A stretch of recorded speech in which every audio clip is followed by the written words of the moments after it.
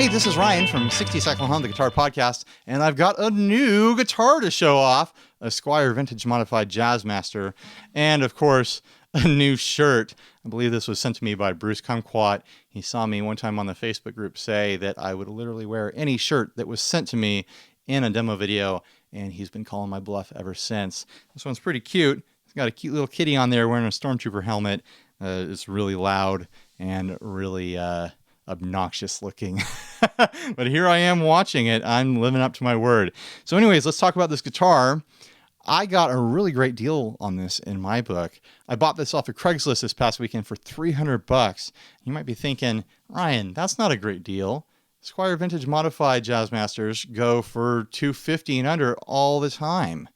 Well, the reason it's a good deal is because it's got a mastery bridge already installed on it. And that's something I've been on the lookout for a nice priced Fender offset style guitar with a mastery already installed so that I could get familiar with the mastery concept and talk about it with confidence on the podcast and do some demo work with it and have it just in the arsenal, you know, have it in my quiver. I don't have any other Fender offsets with the offset style tremolo, so it was a good buy in my opinion. It was something that I needed. All right, let's talk about the qualities of this guitar, which is what you really want to hear, I'm sure. Oh, I'm on the rhythm circuit. I was trying to turn off the volume and I couldn't figure it out.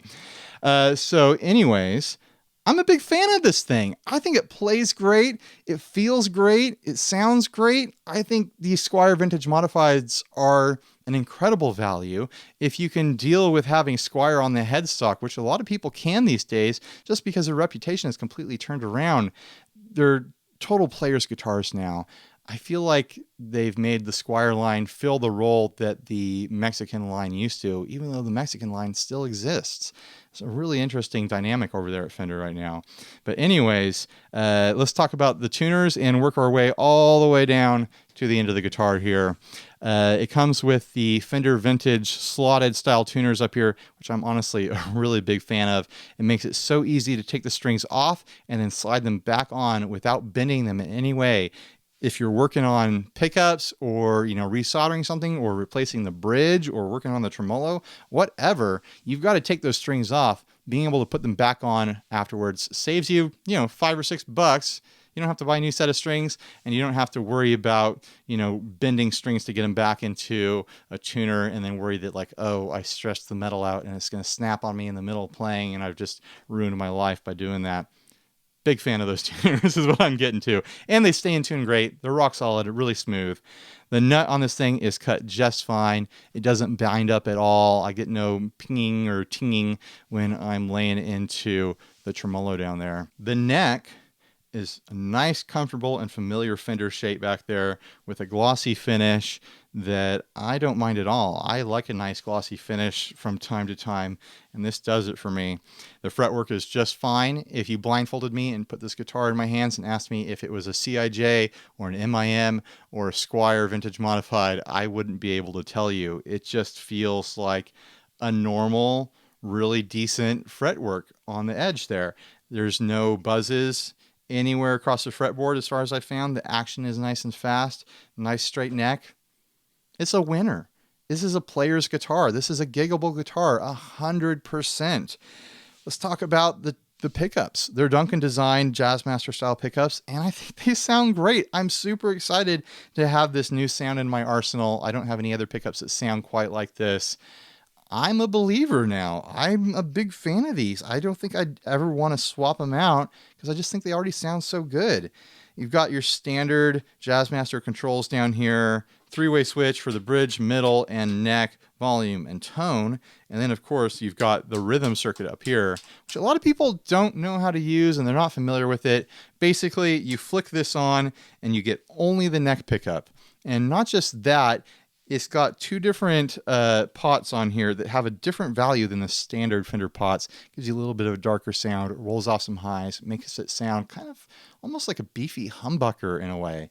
It's a really neat option to have. Flick it on when you want to get like deep and moody or like kind of dark and, you know, pull the twang out and that sort of thing. And then flick back when you want the twang back.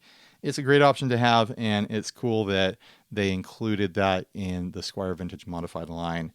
And then, of course, like I mentioned, I've got the Mastery bridge here. It's rock solid. I'm a big fan of this bridge already. I haven't had any other guitars with a Mastery on it. And I got to say, man, I don't think I'd ever want to have an offset without it now. It's just so rock solid. It holds tuning great. It doesn't shift around. It doesn't buzz. The strings don't pop out of their saddles. It just solves so many issues that the Fender offset bridge has always had. I know purists aren't big into them because they like all those things. They like the buzzing. They like the out-of-tune nature of the original Fender bridge for the offsets. But man, I gotta say, it just makes this guitar a player. I had a CIJ Jaguar for a while, and I just couldn't get into it. I could never get past the bridge, and at the time, I couldn't bring myself to invest $170 and do a bridge to fix a guitar that I, at the time, got a really, really good deal on. I got it for like $150. If I could go back in time, I would tell myself, buy a Mastery and put a Mastery on the Jaguar, Ryan, because it fixes all those issues. I'm a big fan of it. I keep saying that over and over again. Sound like a broken record, I'm sure. Part of this guitar that really surprised me. I thought, surely I'm going to have to replace that to find, the version of it that I like best.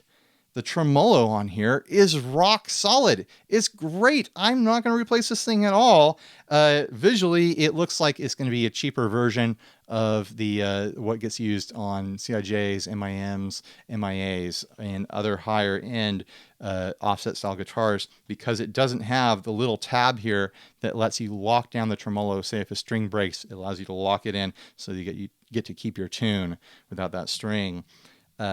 So that functionality is not there, but honestly, most people don't know how to dial that in anyways, so it's not a big deal, and I don't miss it. The thing that really impresses me with this tremolo is just how firm the arm is. It's not swinging around. I'm not having the low swinger down here when I'm playing it. It's totally embarrassing on stage. Everyone sees it and like, oh, what's wrong with this guitar? It just stays right where I put it. I'll leave it where I want it, and I go back for it. Totally firm. This is a big issue that I had with the CIJ Jaguar when I had it. I was always trying to fix that swinging arm syndrome, and I could never find a good solution. And they sell all kinds of products to fix that, different colettes that have a screw that let you tighten it down. Mastery even sells their own version of the tremolo that fixes those issues and other issues. And I just don't think this guitar needs it. The trem is already really good, and it's smooth, and that arm, I'm just so happy with it. This guitar's a great player, and I'm so happy to have it in my quiver now. So let's check out the sounds of the pickups, and then I'll play out with some random awful noodling that no one wants to hear. All right, here is the bridge pickup.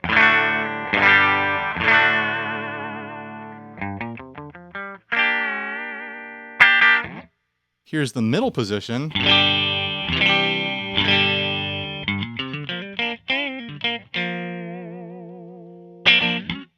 Here's the neck position.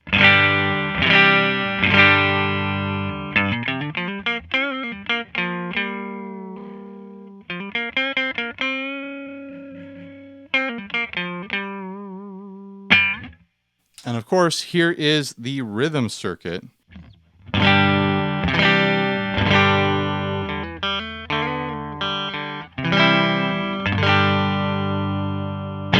You can really hear that it sucks out that high-end twang and just leaves you with a rich, like creamy, almost humbucker sound. It's a really useful thing to explore and work into your playing, and I'm glad they included it with this guitar, obviously. All right, well, thanks for watching. Like, subscribe, dislike, leave me nasty comments. I can handle it emotionally, I promise. I've got a strong heart and I can deal with it. All right, thanks for watching. Enjoy the noodling. Later, guys.